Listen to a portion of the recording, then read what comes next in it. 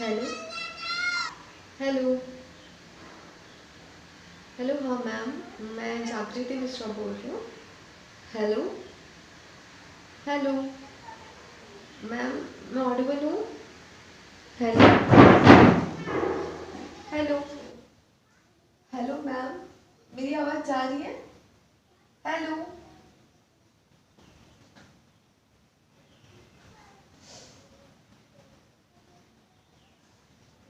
Hello. Hello ma'am, मैं जागृति मिश्रा बोल रही हूँ। Good morning ma'am. मैम, लगभग 2 महीने पहले मैंने पीआरटी के लिए डेमो दिया था। आपने ज्वाइनिंग तक की बात हो गई थी, फिर आपने कहा था कंफर्मेशन लेटर ऑनलाइन भेज दिया जाएगा, पर अभी तक मुझे कोई कंफर्मेशन लेटर नहीं मिला और ना ही कोई अपडेट मिला। तो मैं बस जानना चाह रही थी कि क्या हुआ। हेलो।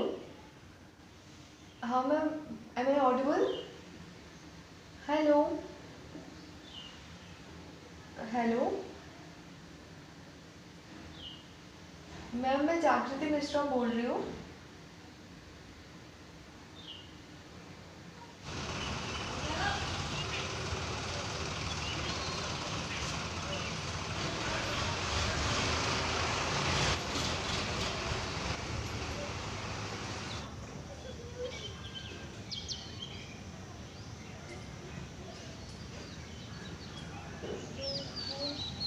जो स्कूल में मैंने किया था ना, वहाँ पे मैंने अभी तक मुझे कोई आया नहीं, तो मैंने वहाँ पे मैसेज किया, फ़ोन किया, तो वो बोली कि अभी ज्वाइनिंग का कोई प्लान नहीं है। वो इतना सब बात करके फिर मुझे ऐसे क्यों बोल रहे हैं? वो तो मुझे बोली थी कि आप डिलेमा में मत रहना कि आपका हुआ है कि नहीं हुआ है, आपको जुलाई से ज्वाइन करना है। कंफर्मेशन आपको भेज दिया जाएगा जिसमें ज्वाइनिंग डेट भी रहेगी, और सैलरी की भी बात हो गई थी, सब कुछ बात हो गई थी। तो क्या सोच रही हैं कि नहीं? नहीं, मतलब इतना करने के बाद क्यों ऐसे कर रहे हैं, मुझे ये हो रहा है।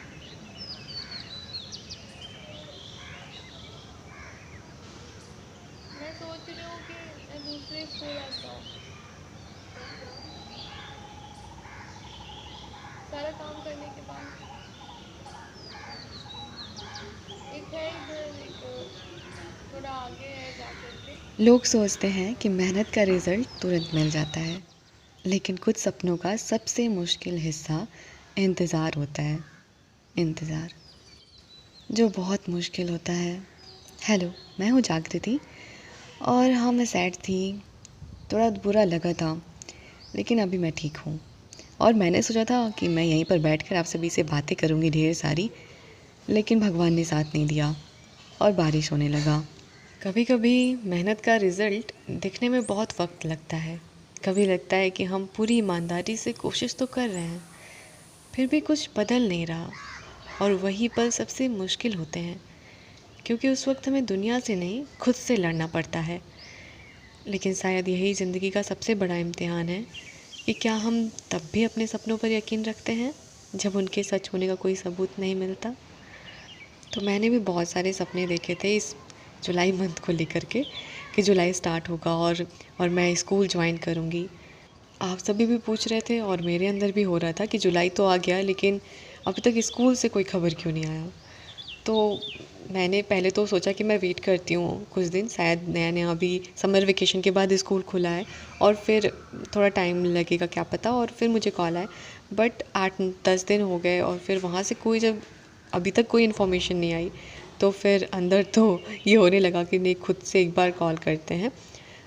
तो जब वहाँ पे मैंने खुद से कॉल किया तो पहले तो आवाज़ नहीं जिनको जा रही थी, शायद बारिश का मौसम है इस वजह से, और फिर अच्छे से फ़ोन पे बात नहीं हो पाई, तो मैंने उनको मैसेज किया।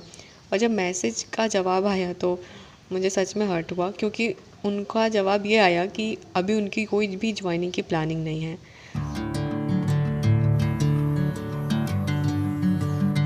मम्मी, नाश्ते में क्या बनाऊँ?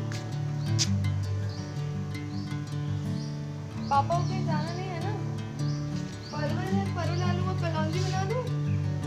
मैंने आप सभी को बताया था कि जुलाई से मैं स्कूल ज्वाइन करने वाली हूँ। मैं बहुत ज़्यादा एक्साइटेड थी।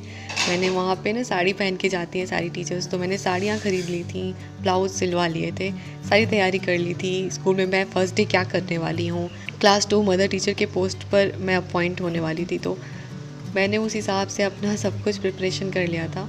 डेमो हो गया, सारी बातें हो गई, पेमेंट तक की बात हो गई। मुझे कहा गया था बिल्कुल श्योरली कि जुलाई से आपको ज्वाइन करना है, कंफर्मेशन लेटर ऑनलाइन भेज दिया जाएगा, क्योंकि उस वक्त स्कूल बंद होने वाला था, समर वेकेशन आने वाली थी। और मैंने भी तभी आप लोगों से ये बातें शेयर की थी, क्योंकि उस वक्त मुझे भी पूरा भरोसा था। पर अभी स्कूल की ओर से कहा गया कि अभी उनकी ज्वाइनिंग की कोई प्लानिंग नहीं है। शायद उनकी प्लानिंग बदली हो, शायद कुछ रूल्स बदले हों, उनकी प्लानिंग कुछ अलग हो गई हो अभी। लेकिन जो मैंने इतना कुछ सोचा था, इतनी सारी तैयारियां की थी, इस दिन का 2 महीने से इंतज़ार करी थी, 1.5-2 महीने से, वो सब आज जब नहीं हो रहा है तो उसका थोड़ा सा तो बुरा लगेगा ना। और ये भी बात है कि मैं उस स्कूल के लिए और किसी स्कूल के पास नहीं गई, क्योंकि मेरी इच्छा हमेशा से इसी स्कूल को ज्वाइन करने की थी।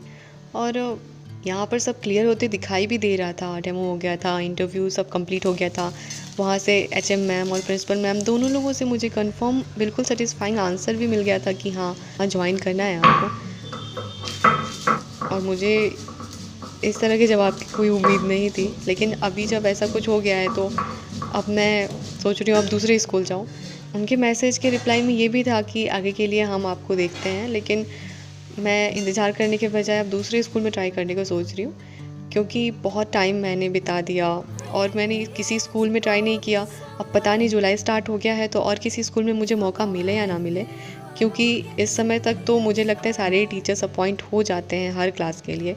मार्च अप्रैल ही वो टाइम होता है जब नया नया सेशन अब स्टार्ट होता है, और उस वक्त ही नए नए टीचर्स अगर खाली जगह होता है तो भरे जाते हैं। पर ये पहले से ही नहीं मानना, पहले जाना है फिर देखते हैं ये कोशिश मेरी कहाँ तक लेकर के जाती है।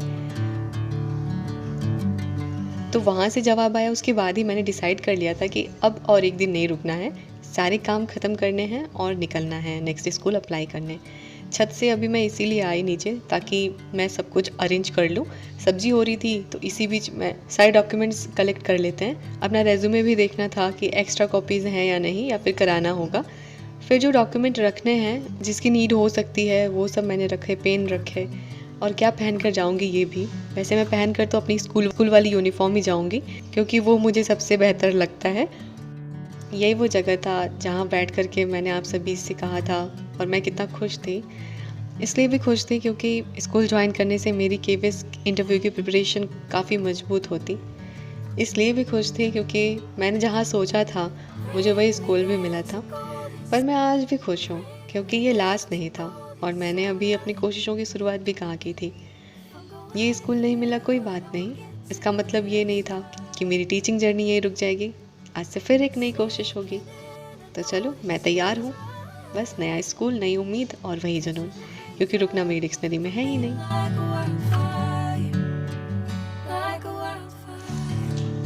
New pinch. Thank you. अरे वाह दो, आज तो एकदम नया नया। क्या बात है, सूट अच्छा लग रहा है।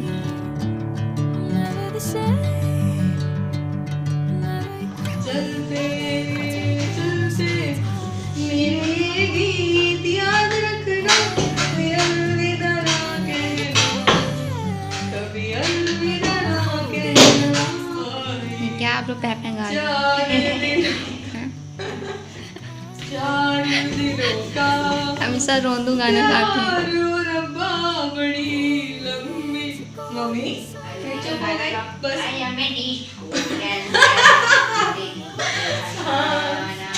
आदित्य भी यही पसंद है। I am a disco dancer, I am a disco dancer। लो दीदी, पराठे कैसा है आज का रेसिपी? अच्छा है। कैसा है मम्मी? अरे आधा आधा बांट लो अभी।